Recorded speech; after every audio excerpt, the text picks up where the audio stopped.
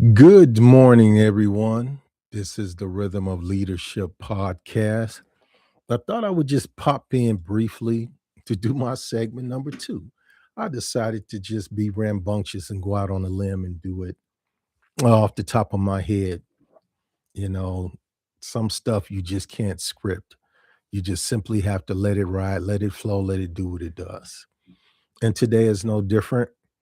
Um, Today, we're going to have a very good discussion about business, about leadership, I should say, instead of business. I don't want everything that involves leadership to be connected to business, but you'll get the point as we go through this brief podcast. And today, the Rhythm of Leadership segment is about knowing when to sit still versus when to move. Knowing when to sit still versus when to move. Every leader hears noise, but not every leader knows when to wait. Some moments demand motion, other moments demand restraint. Today, we talk about the discipline of discernment, knowing when to sit still and knowing when to move. Most men struggle with motivation. We struggle with timing. We've been taught that leadership means action, immediate, visible, and decisive. But real leadership isn't about constant movement. It's about appropriate movement. Stillness is not a weakness. Movement is not always progress. One of the insights that I would like to discuss with you today, and I'll keep this brief. Stillness is strategic, not passive. Others open when you wait. A rushed step can trip destiny, but patience can align fate. Sit still when the moment is low. Moment is loud. Move when peace gives permission. You have to know the difference between, or let's just say the impact of both. You have to know the impact of both. And a lot of times being discerning puts us in a situation of knowing which one would be most impactful, the movement or the stillness.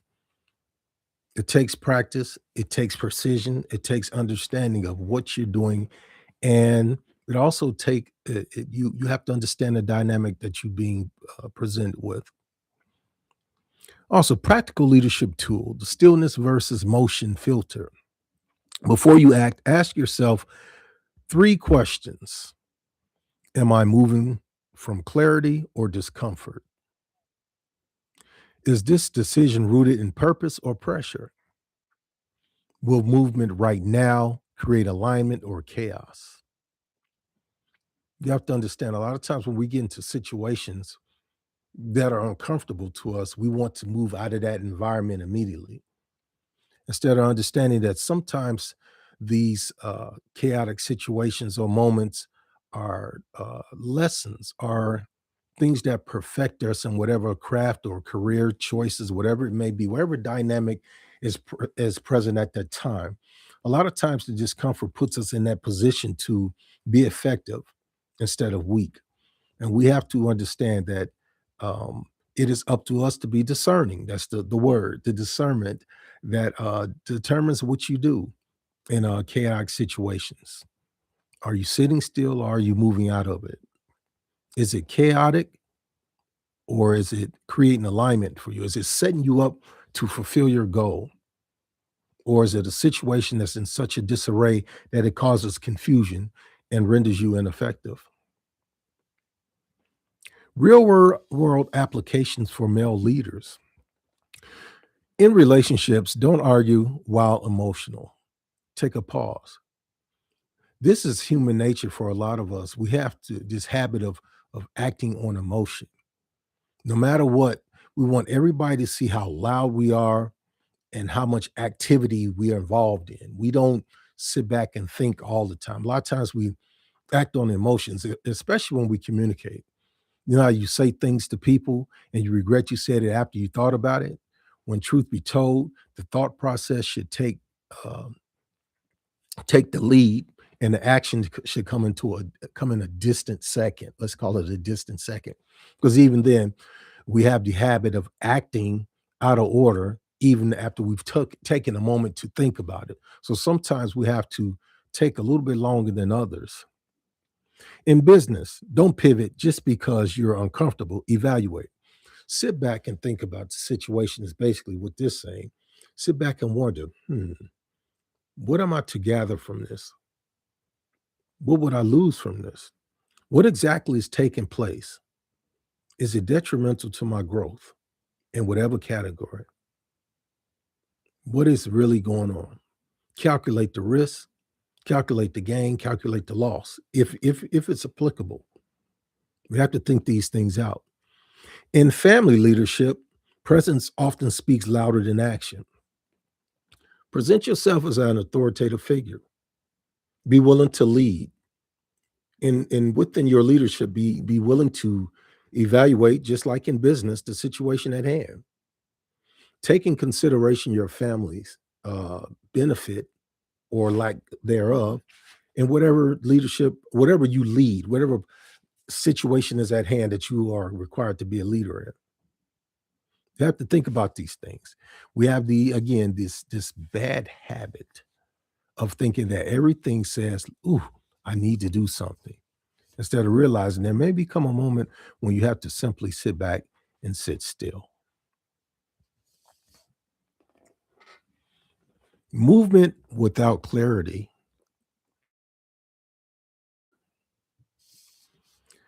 Many are tired, not because they're doing too much, doing the wrong things. You ever been in such a hurry to get something accomplished that you miss a step? And once you get deeply involved, you realize the step that you missed later on. That's why a lot of things require a lot of deep thought, a lot of patience, a lot of clarity. Sometimes the best way to see clarity is by simply sitting still until it's time to move. And again, discernment is when you determine, in some cases, when you should or should not move.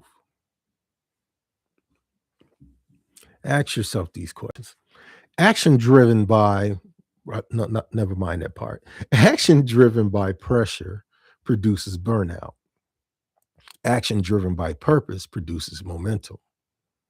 You have an opportunity to sit back and wonder, what pressure do you have? Deadlines? Do you have time frames and things like that? If I move too fast, what would be the result? If I'm driven by purpose, this means that I've took a thorough evaluation. I have a visual of what's about to take place. I'm gonna be patient. I'm gonna take everything in stages and move forward progressively. So now I have momentum, something that's gonna press me forward, all because I took an opportunity to think about it instead of acting first. If your movement isn't aligned, it will cost you more than it gives. You'll find yourself exhausted emotionally, financially, spiritually, from moving too fast, or in some cases, even moving too slow. But you have to do what a leader does: sit back and again evaluate the situation at hand. Emotional regulation determines timing.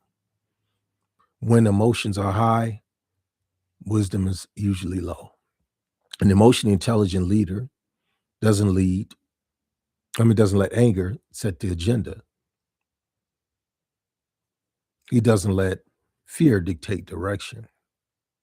He learns to sit still long enough, I should say, enough to respond and not to react. Everything requires patience. Haste will give you nothing but bad results. And sometimes we have to sit back and figure that out on our own.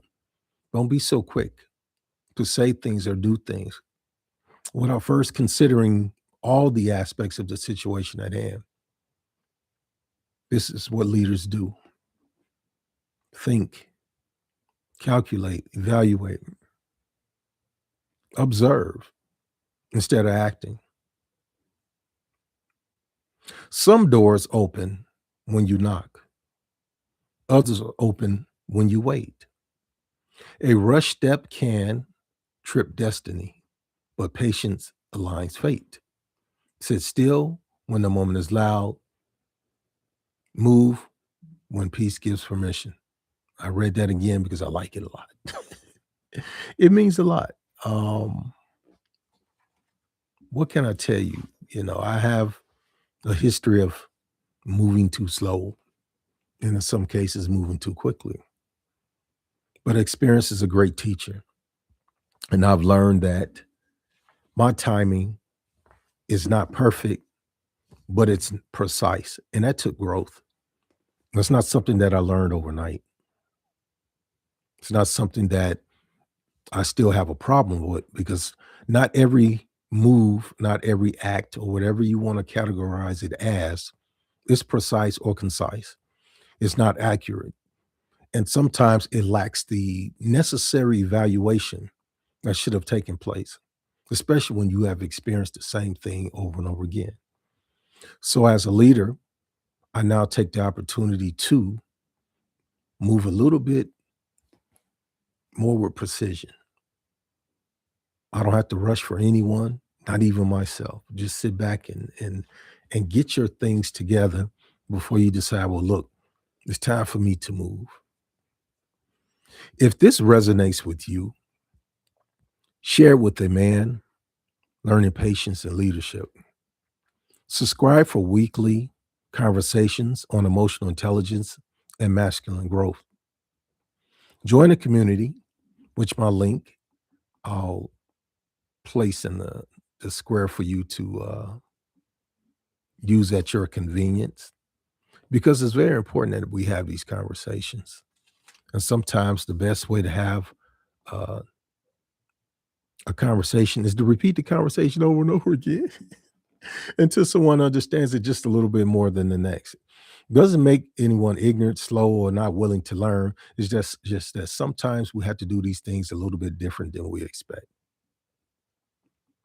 And as always, I appreciate your input. Look forward to communicating with many of you over and over again about certain things that can build us and make us better leaders. Pardon me, I was putting my link for my community inside the chat. So I thank you again. Subscribe to my YouTube channel, The Rhythm of Leadership. And today is my Sigma Versity, Phi Beta Sigma Fraternity Incorporated, Rho Eta Sigma chapter. I'm a proud member and I appreciate my brothers. Just sending a little shout out to them. And again, subscribe to my YouTube channel, The Rhythm of Leadership. And if you don't mind, click on the like or dislike to this particular podcast. There will be more to come. I hope everyone has a prosperous day. And thank you for your involvement in all the things that I do. And I wish you a great moment in your day and even a more prosperous moment in your life or moments. Have a good one.